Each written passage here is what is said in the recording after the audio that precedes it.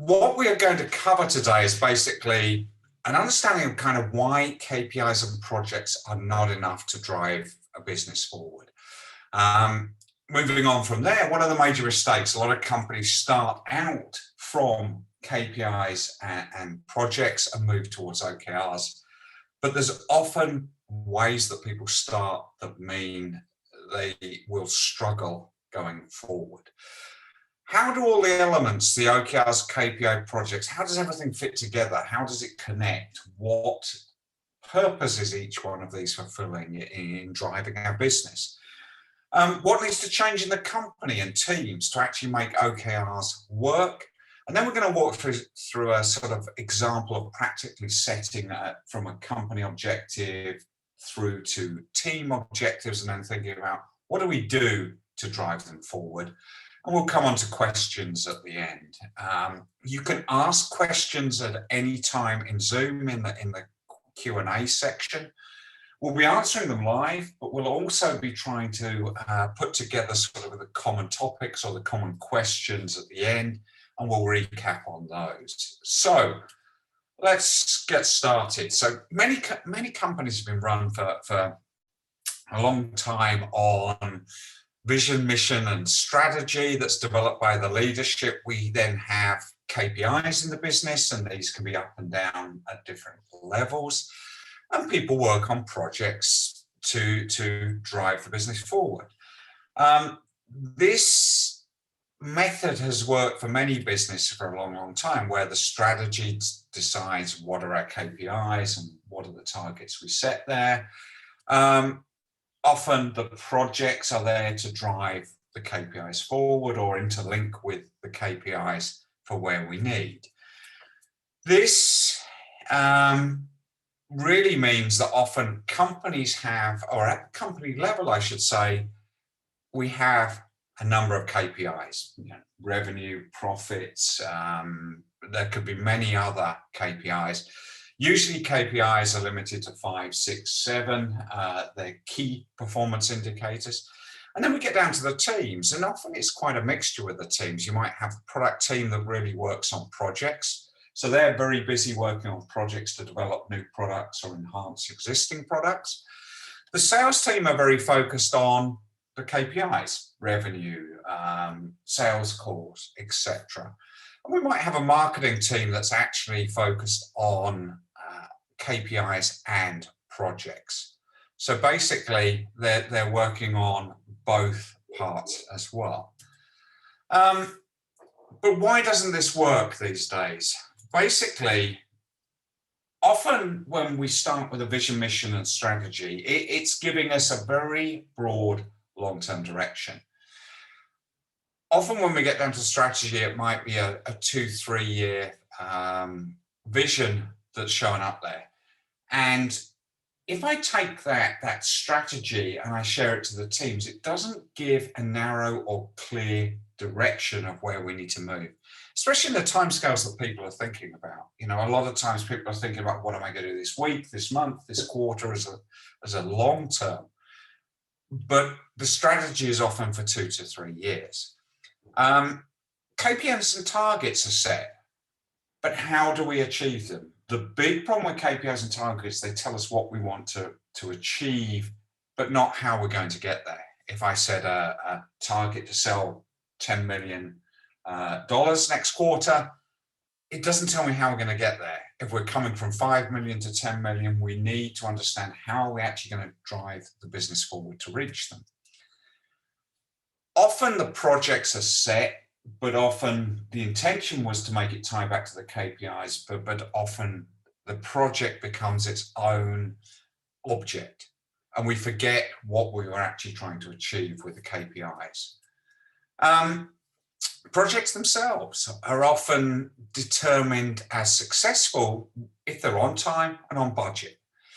But what about the actual business improvement? How do I understand, did it drive us forward? What was the aim of doing this project? Usually there was always at the start an aim, a business improvement aim to that project, but we rarely measure that.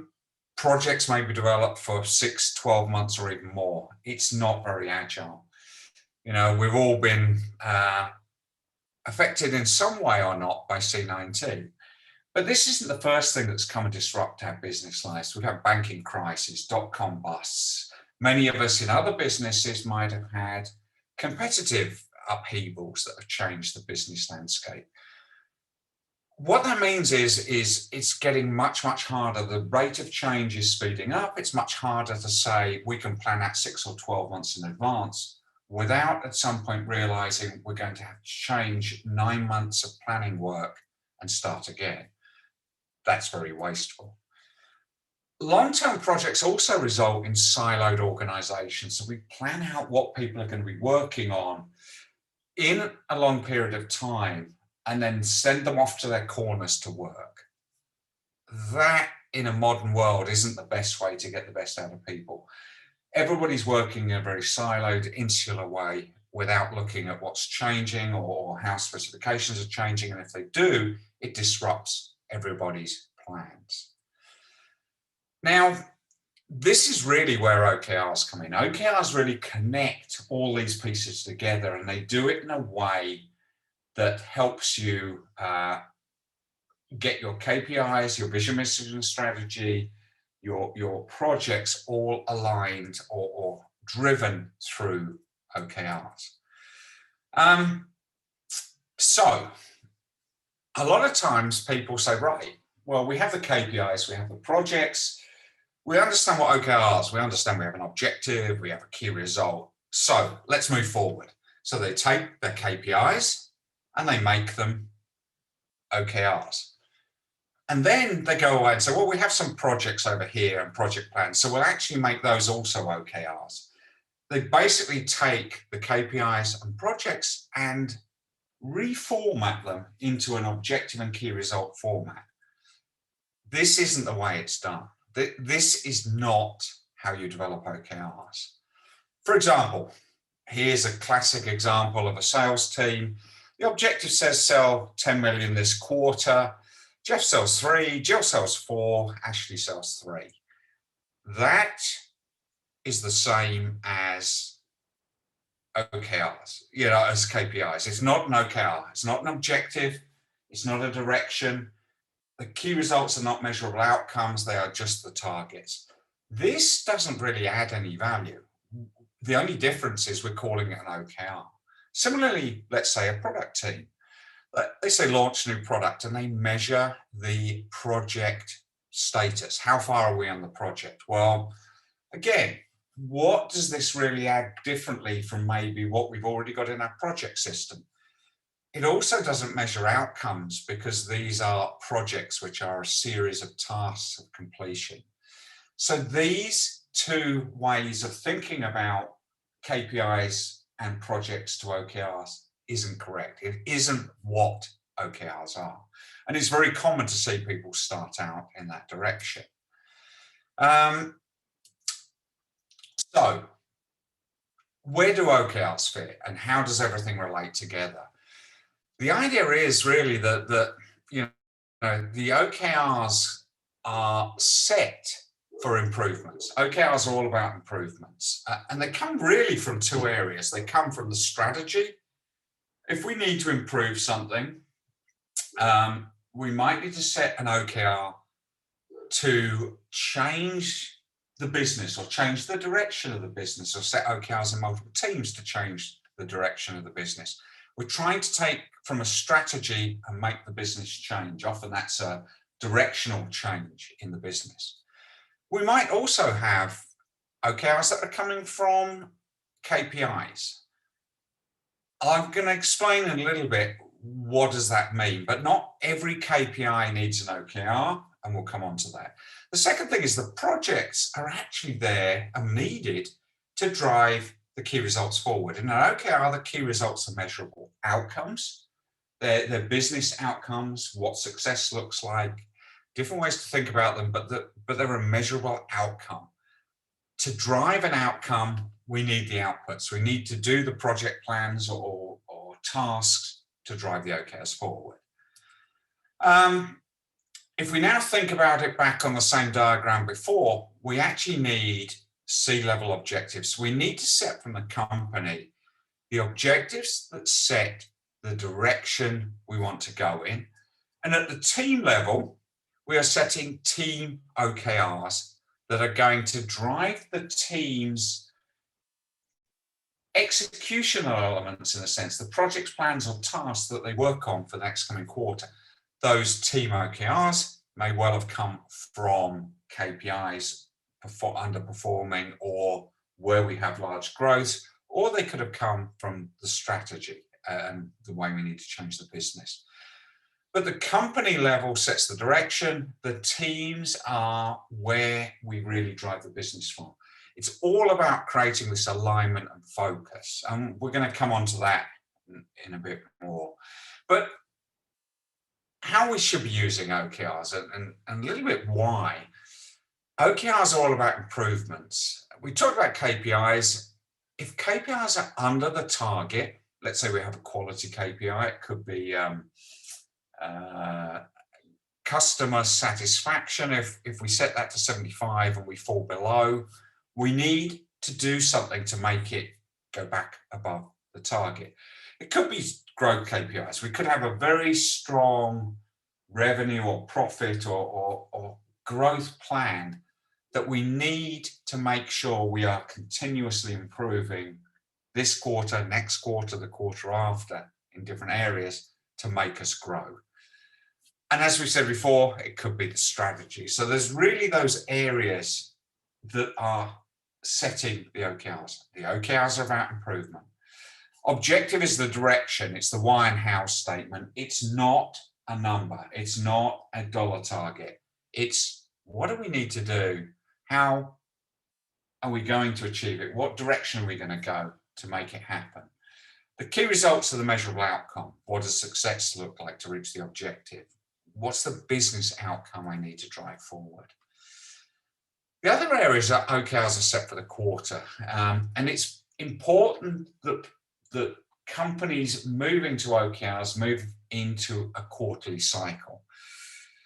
This needs to stem from the top of the company all the way down. A leader needs to set C-level objectives that are for the quarter. They drive the focus that we need to improve at the company level for the quarter. The reason we're going to quarterly is it means whether it's company or teams, we are start and end of a quarter, we can see how well have we driven it forward. We can then decide to continue on or change what we're doing next quarter or refocus on the next most important thing for the next quarter. And we're very clearly accountable every quarter. It used to be that, goals were set once a year and everybody tucked them in the drawer and forgotten about them. Doing it quarterly means you have 4 learning cycles. You keep it in focus every quarter. You keep the company and teams focused on improvements and using their time they have to improve. The company level, having set their objectives and shared them, that basically drives the teams to set OKRs. The teams are looking to set OKRs that align with the company direction and drive the outcomes needing. So we're setting full team OKRs, and the teams are then setting the plans, projects, initiatives to drive the OKRs forward. They're working on those elements that are really going to make the outcomes change. Just to repeat, if you've got any questions, you can throw them in the Q&A section. We'll try and answer on the spot, but we're also going to try and summarize them at the end.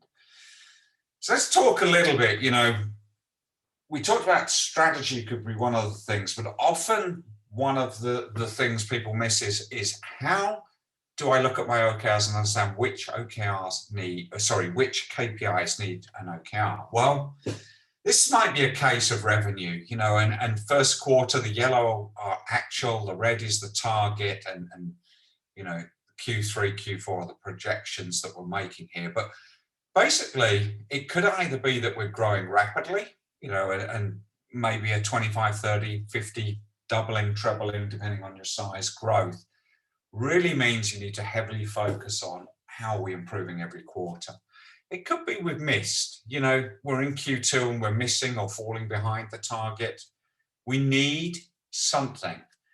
We don't need to have the target repeated to us. We need to set something that's going to drive the improvement, the changes, the growth, the innovation to make this OKR back on track.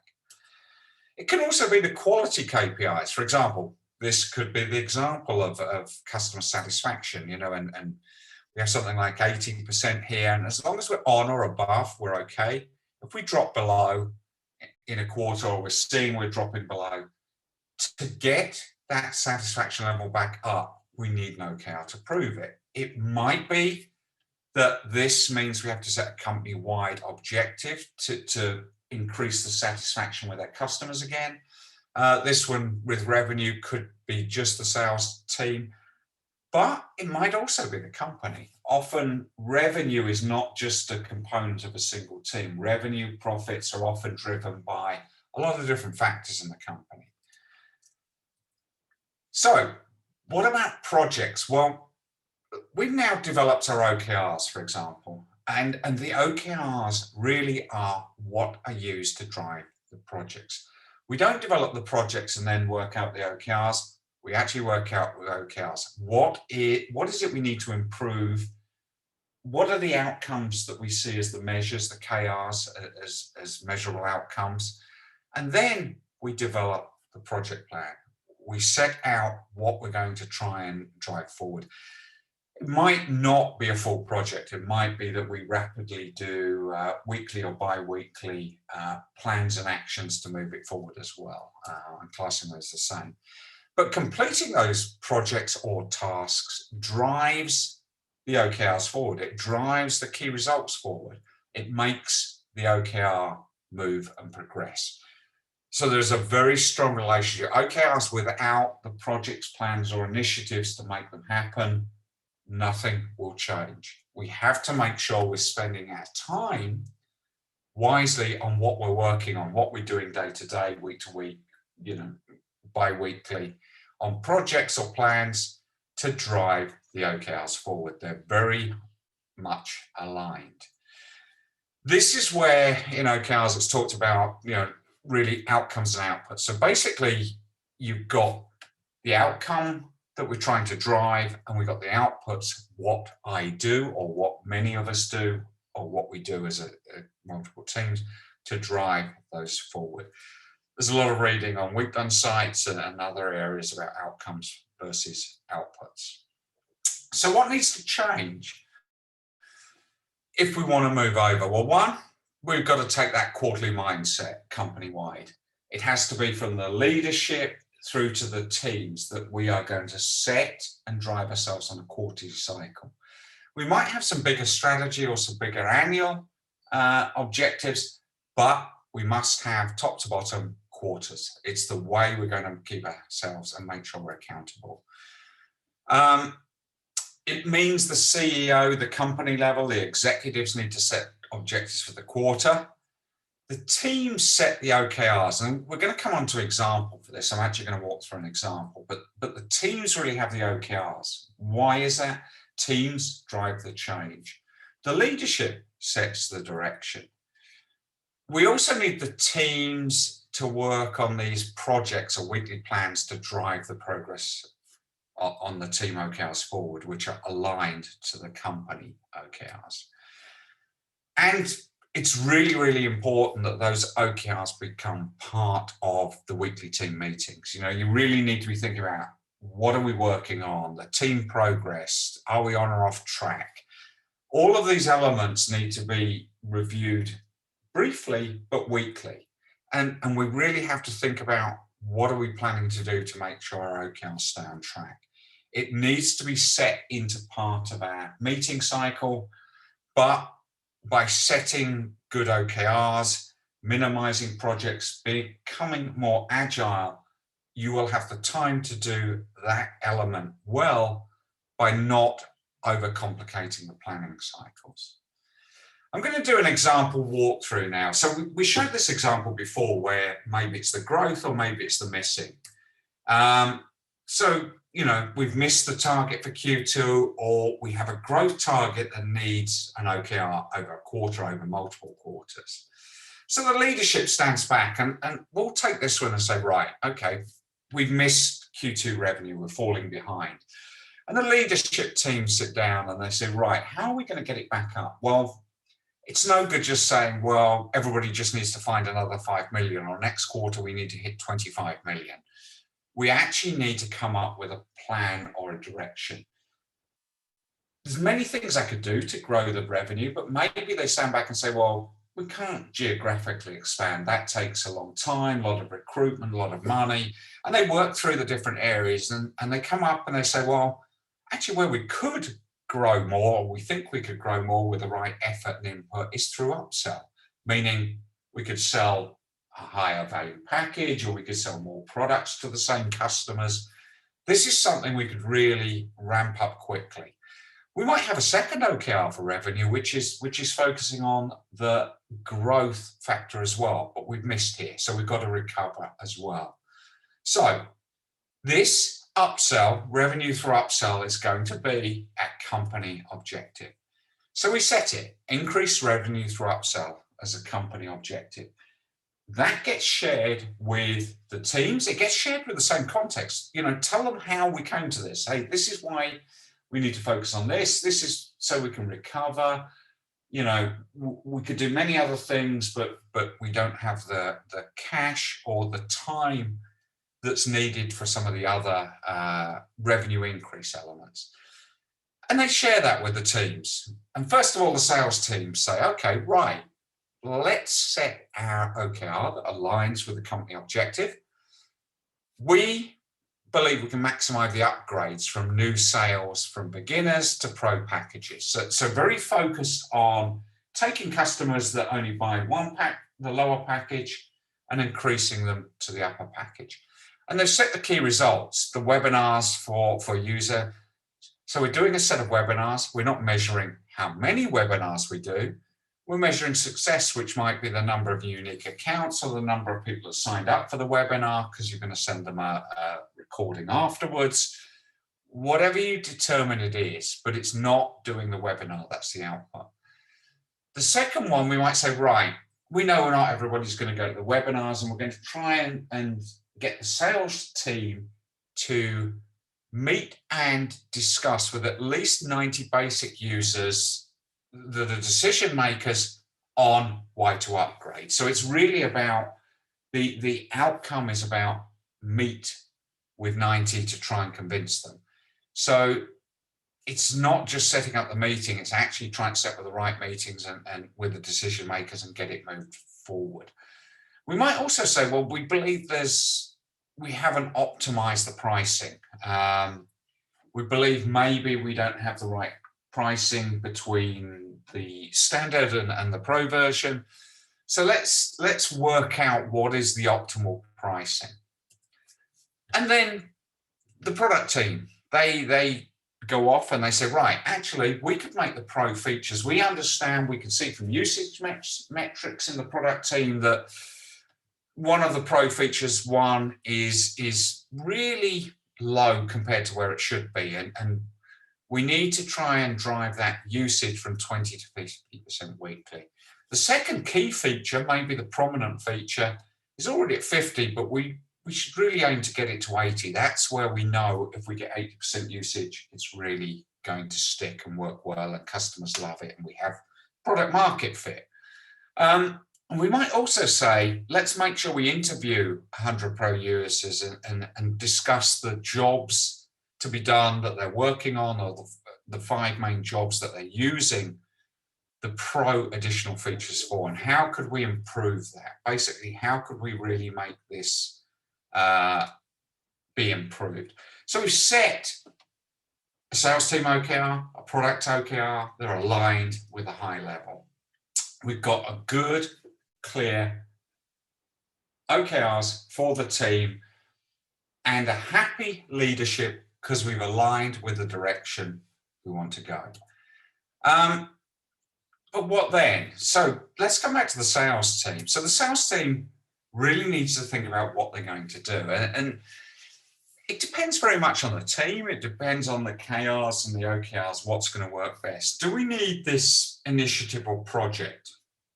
It might be for the series of pro version webinars that that's something quite complicated, and we need 4 or 5 webinars, and we need marketing and product and design to really develop all these webinars, and it's more a larger project to drive this forward. It might not be. The testing could also be a bigger project.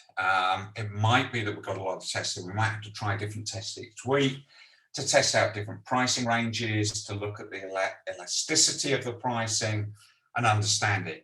So we might actually develop full projects for those. We could also just develop weekly plans, weekly check-ins, things we do weekly. So maybe this week we'll set up the promo page and email campaign for webinar 1, for the first webinar. So we get it out there, we start promoting it, and it could be somebody else is doing the development of it, of the actual webinar, etc. You've got the idea that Steve is getting 20 basic paying customers to meet and discuss the pro feature. So Steve is trying to drive this forward by 20 this week. Might be next week Steve can't do any of them, but so he said, right, I'm going to try and do 20 every other week to make sure I nail that number. Or maybe he's trying to get his done and then somebody else will take the other ones. John needs to get the base data for conversions and current pricing for the last 3 years. So we try to set the baseline, for this to understand where we improve or not when we make the test. But these could be part of a bigger project, or they could be simple weekly check-ins.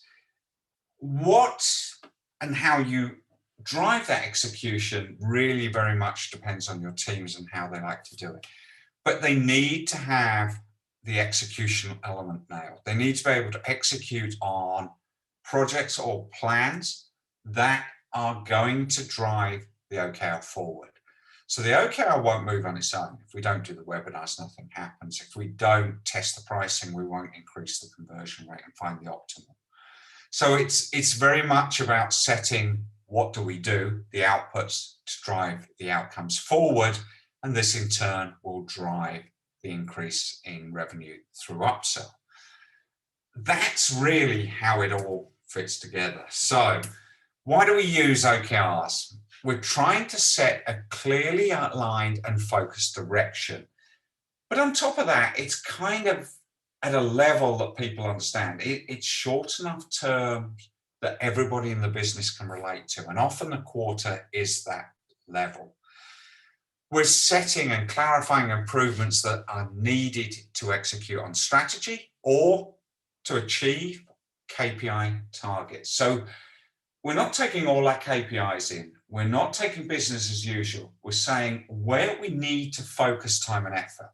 And if you think about it, improvements, we might, as a team, have 5, 10, 15, 20% of our time, or we might be a team that has the bulk of its time to drive improvements. It very much depends on different teams. But because of that, we've got to remain focused. We can't focus on increasing 10 or 20 KPIs. We can probably focus on 1 or 2 KPIs and driving them forward. So which ones are important? The setting of the OKRs really gives teams a clear direction and success measures. I know where we're going and I know when we reach.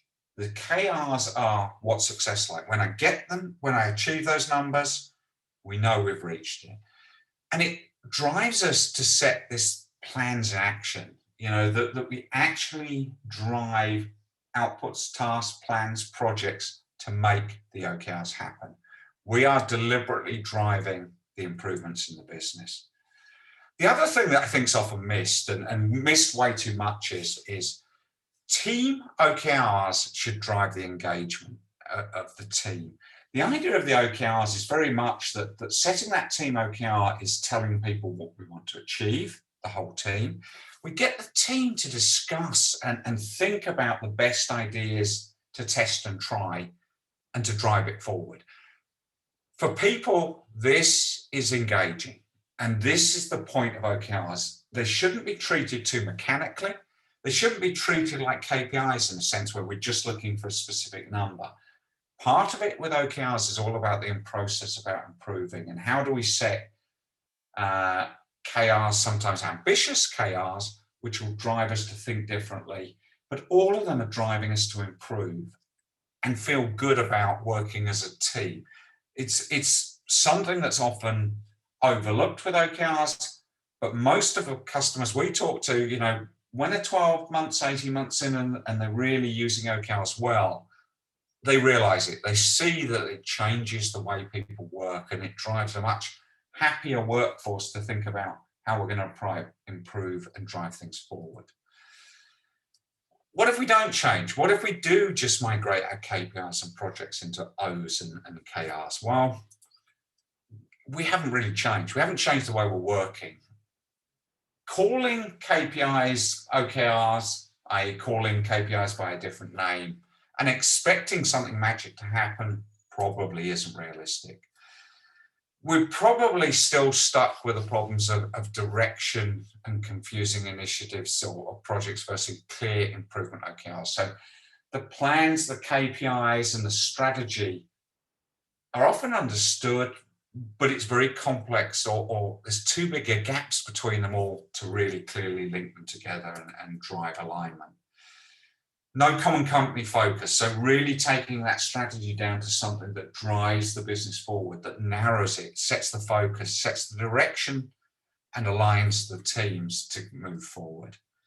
The other thing that really happens often is there's very little engagement from the teams. So the teams look at somebody rolling out an OKR update or project, and it just is another place we add the KPIs, or another place we add the plans or tasks from the project list we're working on. And that isn't what it should be. It shouldn't be duplicating information. It should be really focusing and enhancing what we work on.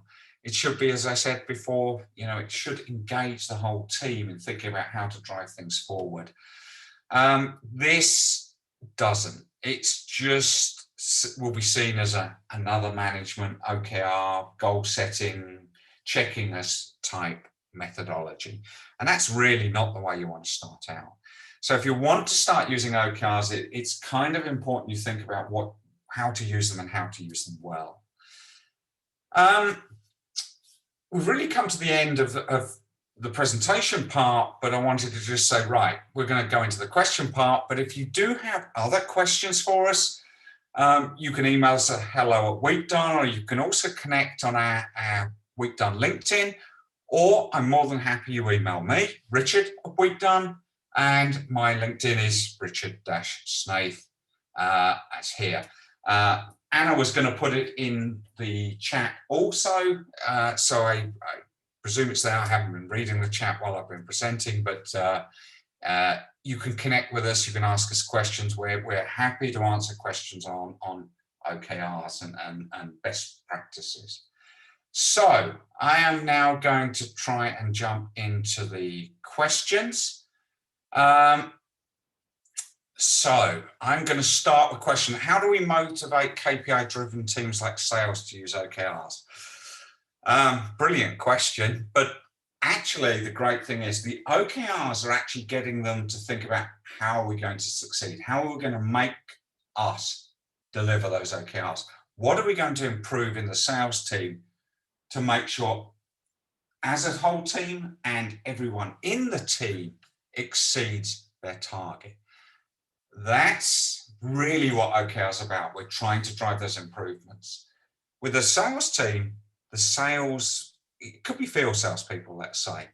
They are not probably directly involved in the improvements because they're out knocking on doors every day and selling, but they very much know what slows them down or what could be improved in the teams, or how could we change up things, quotes, messages, the way we do things to be one step ahead of competition, and setting then OKRs to drive those improvements forward will always make the team motivated, ultimately by hitting their KPIs. Point 2, how do we manage people's performance, annual bonus against quarterly objectives? The simple answer is OKRs really are not meant for performance management. Those of you that have or have ever read Measure What Matters, go back and look at chapter 15. it's a good section there talking about performance management and the separation of performance management from OKRs from CFRs. There might be some very small overlaps, but the real point of OKRs is team and individual performance, not as a measurement, but as energizing it, making them focus, making them deliver improvements. However, you can't use it for bonus systems. You would still have to go back to use other more discrete measures for that. How do we create OKRs for business as usual? Kind of a simple, blunt answer is you don't. That's exactly the point, that you don't. Most of the times, business as usual is measured with KPIs, particularly quality KPIs. You know, are our customers above a certain satisfaction level? Are our web page response times below a certain number? If they raise above, and it's critical for business, then we would need an OKR to change or do something to make it happen. But you don't list everything in. What will happen if you do? You lose focus. You're no longer focused on a team on the one, two, three key things they need to improve for the quarter. You've now got 10, 15, 20, and that means nothing moves, nothing happens, nothing significant gets worked on. Number 4, can a specific revenue target be an objective at the company level? The simple answer is no, it never should be. The idea at the company level is it should be the direction to reach the revenue number. The revenue numbers are the KPIs. You know, we have a revenue target most likely, but we need to reach that. That revenue number might have changed from last quarter. It might be a 10, 20% increase. It could be a 100% increase. Whatever increase it is, will it happen the way we work now, or do we really need to change something across the company to make it happen? For example, we might have strong revenue growth and we say, right, we need to increase usage of the product stickiness. We need to work on things that will decrease churn. We need to improve the conversion sales process areas. There's a lot of different things we can do to drive it forward. So it really shouldn't be there. The KPI should be there. It should be clear what that is, but the objectives at the company levels are the directions we're going to move in. Who should be setting OKRs? Only management or everyone? The simple answer is everybody should be involved. So in a team, which is the lowest denominator of an OKR, everybody in that team should really be participating and helping in develop the OKR. First of all, in defining what is the objective, because that is kind of important. What is the direction we're going to go after? But absolutely on the key results. As a team, we need to agree what success would look like and set the key results. And doing that as a team means we're bound into it. If I'm a leader, I need to do it at the leadership level. Often the best way is the leader will often work with ideas at the top level, but he'll share them at least with the team managers to get inputs, to get ideas, to see whether everybody aligns with the right thinking of these being the big things to do. So what if it takes more than a quarter to impact our KRs? A few points on this one. First of all, the KRs you have in that quarter, you should be able to drive them in that quarter. It depends on which team, but it's often about thinking, what is the outcomes we need to achieve by the end of this quarter? That's the point of the OKR. We have to set it. It might be we want to launch a new product in 6 months, but we know at the end of this first quarter, we want to have done beta testing on 100 people. And we could set outcomes for that level, of having, an MVP testable code that delivers ABCD, that we test it on 50 people and get the usability feedback or something that we can then action. So we can create 5 improvement areas, for example. It could also be something like, I mentioned before customer satisfaction, and sometimes those KPIs you need to work 1, 2, 3, 6, 8 quarters on to really make significant impact on those KPIs. Things like customer satisfaction, churn rates, and some of those things for those of you in a software business are very difficult and slow to move. But you need to, quarter by quarter, try to remove the areas you believe are pulling that number down or causing churn or customers don't like. And it might take you multiple quarters of work, and you have to have some belief that you're working on the right things. Ultimately, often different things each quarter. You might say, right, we need to address part A in quarter 1 and part B in quarter 2 and part C in quarter 3. And you'll still be looking at the metric to see whether it moves. But the KR should be set for the quarter. But there is this need sometimes of multiple OKRs are driving a higher level KPI. Could HR teams have OKRs that don't roll up to the company level for quarterly objective? Yes, actually, teams can. There are things we work on that just need to be done. You know, one for HR could be, okay, what's it called? Anti-bribery and corruption laws that came in a few years ago. So, you know, HR probably had to roll out trainings and make sure everybody's aware and make sure everybody understands what this means for them and what people can and can't do generally, but more specific details with some teams as well. This probably isn't something that anybody at the company level said we need. It's not an improvement, but it's critical for business. You know, if we didn't make sure everybody's trained and there was an issue later on and we didn't have proof that everybody was up to date and well understood the regulations, could have some significant impacts for us. You know, it could be something on an IT team. You know, we've got to change the database to a new database format or something for security. Often those things aren't ultimately driving improvements, but you've got these, just got to get it done, OKRs. So there can be those OKRs that aren't rolled up to the company levels if they're not driving something forward.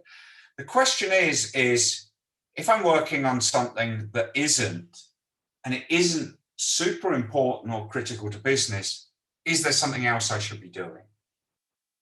It's often a question that the team have decided what they want to do rather than thinking about how they're going to drive the business forward. So just keep it in balance. Can we start the OKR process at a department level and build to absolutely. A lot of companies start at a leadership level and start very late.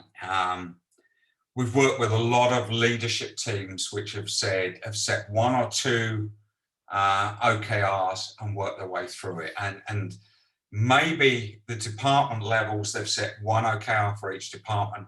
And first quarter, they've used it as a learning. Second quarter, they've improved to make it drive the business. And they start to introduce it to the rest of the company. Not directly, but they share the OKRs as a department leader or team leader they're working on and slowly bring people in to understand it. So then themselves have learned it over 1 or 2 quarters and then they can roll it down.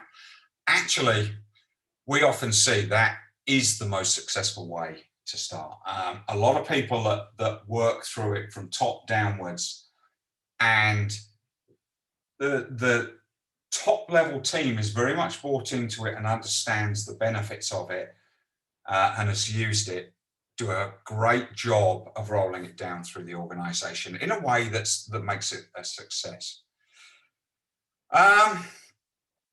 What are the most critical steps to introducing OKR methodology culture? I think the biggest ones are starting out. I think, first of all, it's a concept. I said earlier, OKRs really are about aligning, but they're a lot about generating the thought and thinking at the team level. I think if you over-mechanize it, if you try to make it too complicated, it won't ever achieve that. The most critical thing is to understand that quarter 1, we need to start, but we're not going to be perfect on writing the OKRs. We're not going to get everything aligned perfectly. We're going to learn. But we do learn, and we keep driving forward quarter on quarter. And after 1, 2, 3 quarters, we as a company, meaning leadership, team leaders, and people within all the teams, are good at setting OKRs. They're using them to align between strategy and where we go, and KPIs and what needs improving. And they're used to drive what we do day to day for improvements. I think there's a lot of steps in there, but I think the big ones are get started, keep it simple, treat it as a journey and not as a mechanical process. And a little bit what I mean by that is KPIs are very mechanical. We update the numbers. The number is the focus. In the OKRs, the process. Are people communicating? Do they get what is an outcome? Have they developed? Can we help them develop better outcome-based key results that become engaging and driving people's thoughts? The other one is OKRs, like any goal-setting system, introduced the wrong way, are seen as a leadership command and control. It's very, very important to set this company objective. Teams develop the OKR as a whole and line it up. You're trying to make sure that teams understand they are part of this goal-setting process. You know, getting all that working is never easy. It requires change, it requires effort, but getting it done usually results in a dynamic shift in the way the organization works and happier people working in the organization. So is there any other questions? I think we've finished there. I hope I covered all those questions well. If I didn't, as before, please feel free to contact us at email or link up with us on LinkedIn. We're more than happy to answer anything I didn't answer there, or something that needs more specific or longer answers. And that's really all from me. So I'd just like to say thank you all for attending. I hope you found this useful, and have a great rest of the day and week. Thank you. Goodbye.